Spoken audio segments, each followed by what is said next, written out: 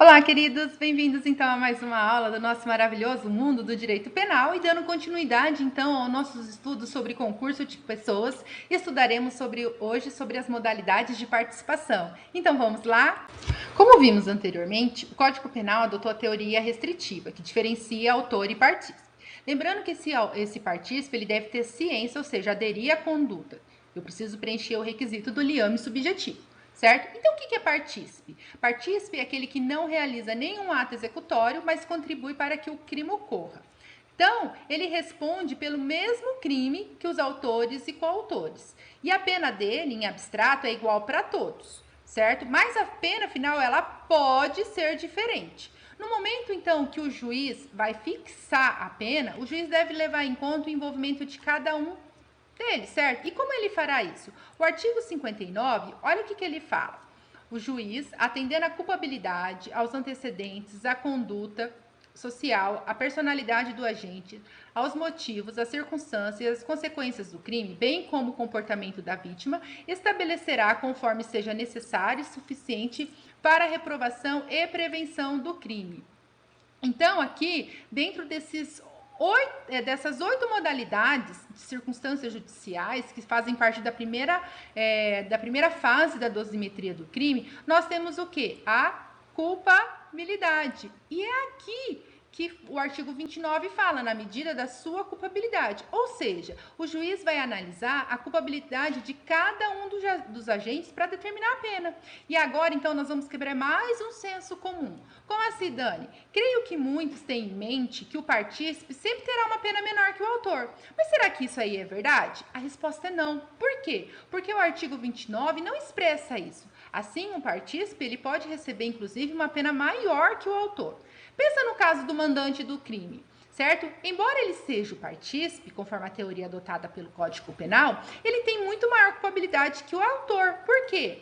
Porque ele que faz o quê? Ele que elabora as coisas, porque ele é o nosso professor, certo? Do La Casa de Papel. Então, pensem sempre nisso.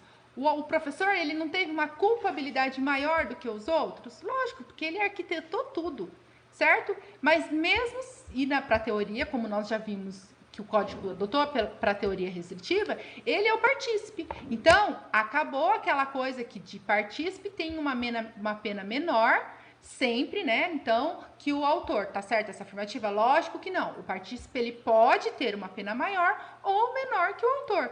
Por quê? Porque o juiz vai analisar a culpabilidade que cada um dos agentes tiveram na realização daquele crime.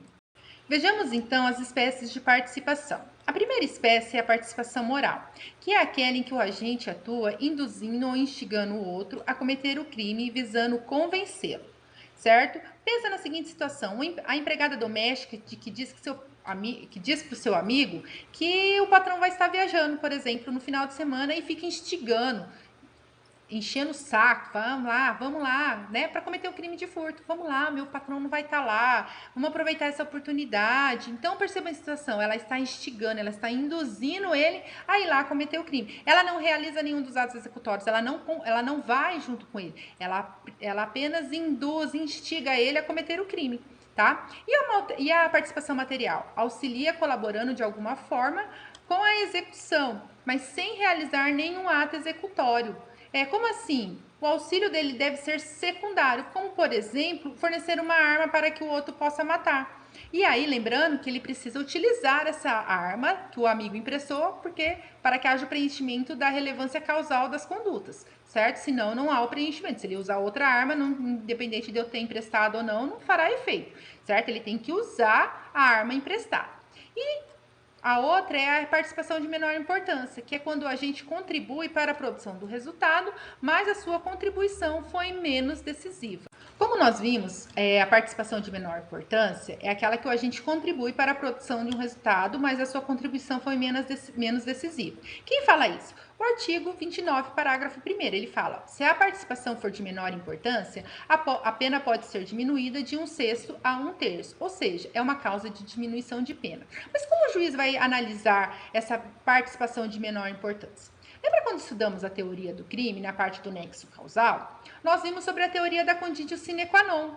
Vamos relembrar? Ou seja, a teoria da equivalência dos antecedentes causais que está prevista lá no artigo 13. Ó, o resultado de que depende a existência do crime somente é imputável a quem lhe deu causa. Considera-se causa a ação ou omissão sem a qual o resultado não teria ocorrido. Então, o que a gente faz para saber se algo é causa? A gente deve suprimir aquilo mentalmente. Se a conduta deixar de ocorrer o resultado, o que acontece? Aquilo não é causa, certo? Então, é isso que eu vou fazer, é isso que o juiz vai fazer. Então, ele vai suprimir mentalmente aquela atuação do partícipe e vai ver se aquilo lá foi de maior importância ou de menor importância. Por exemplo, do professor do La Casa de Papel. A relevância da participação dele é enorme. Inclusive, nós falamos que a pena dele pode ser até maior que a pena dos autores. Por quê? Porque é relevante. Agora, uma relevância de menor importância, ela deve existir, porque a participação ela deve fazer parte. Mas se for de menor importância, por exemplo, a empregada doméstica que nós vimos no exemplo passado, ela instiga, mas ela não instiga tanto, ela só dá a ideia, ó, meus patrões estão viajando, o que você não quer dar uma passadinha lá e fazer um limpa? Pronto, só falou isso.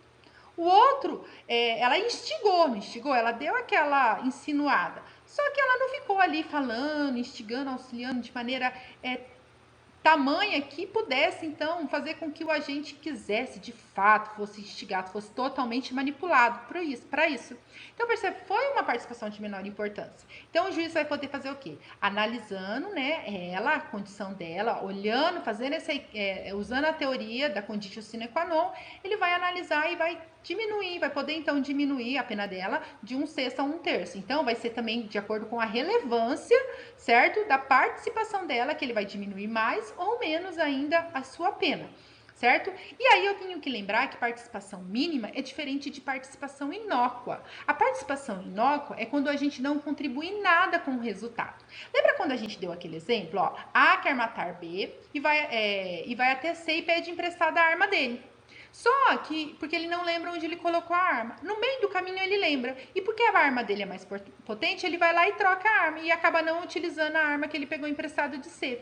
Isso nós chamamos de participação inócua. Por quê? Porque apesar de C ter disponibilizado a arma, A não usou a arma dele, de C. Então, essa participação inócua, ela não tem relevância para o direito penal. Ele não vai responder por nada, porque sua participação foi inócua. Por quê? Porque não preenche o requisito da relevância das condutas.